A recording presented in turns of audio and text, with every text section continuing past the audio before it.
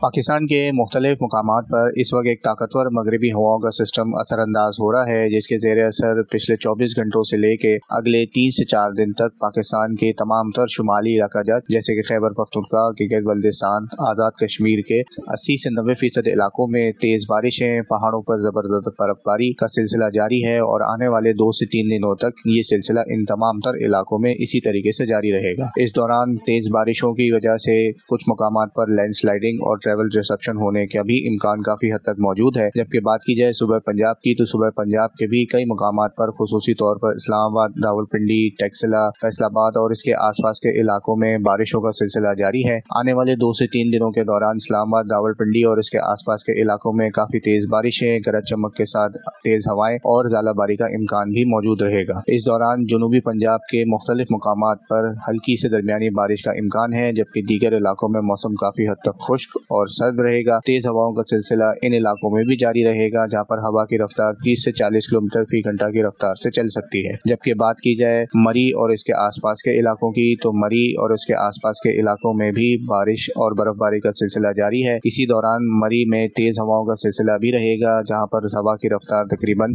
50 سے 60 کلومیٹر فی گھنٹہ کی رفتار سے جا سکتی ہے، اور آنے والے دنوں میں یہ سلسلہ اگلے 2 سے 3 دنوں تک مری اور اس کے گرد و نواح میں بھی جاری رہے گا۔ جبکہ بلوچستان کے اکثر مقامات پر موسم کافی حد تک خشک اور سرد رہے گا۔ بلوچستان کے چند ایک شمالی علاقوں میں آنے والے اس سسٹم کے زیر اثر جو ہے وہ ہلکی بارش اور کچھ علاقوں میں بہت ہی لمیٹڈ ہلکی پھلکی برف باری کا امکان بھی موجود رہے گا۔ سندھ میں فی الحال آنے والے اس سسٹم کے زیر اثر جو ہے وہ کوئی بھی خاطر خواہ تیز بارشوں کا امکان تو موجود نہیں ہے، لیکن اسی مغربی ہواؤں کے سسٹم کے پش ایفیکٹس کی وجہ سے سندھ کے مختلف مقامات پر خصوصی طور پر کراچی سمیت سندھ کے ساحلی علاقوں میں کافی تیز ہواؤں کا سلسلہ جاری ہے۔ یہ تیز ہواؤں کا سلسلہ مزید 12 سے 18 گھنٹے تک جاری رہ سکتا ہے۔ اس دوران کراچی سمیت ساحلی علاقوں میں ہوا کی رفتار جو ہے وہ 40 سے 50 کلومیٹر فی گھنٹہ تک جا سکتی ہے، جبکہ حیدرآباد، میرپور خواجہ ڈویژن، گھوٹکی، سانگر، جیکب آباد، سکھر، لاڑکانہ اور اس کے آس پاس کے علاقوں میں بھی تیز ہواؤں کا سلسلہ مزید 12 سے 18 گھنٹوں تک جاری رہنے کا امکان ہے۔ اس سسٹم کے جانے کے بعد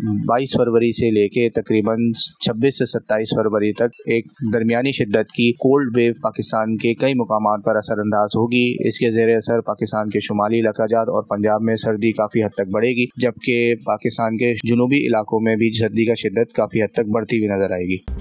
مزید نیوز اپ ڈیٹس اور ڈیجیٹل سٹوریز کے لیے سبسکرائب کریں ڈان نیوز پاکستان۔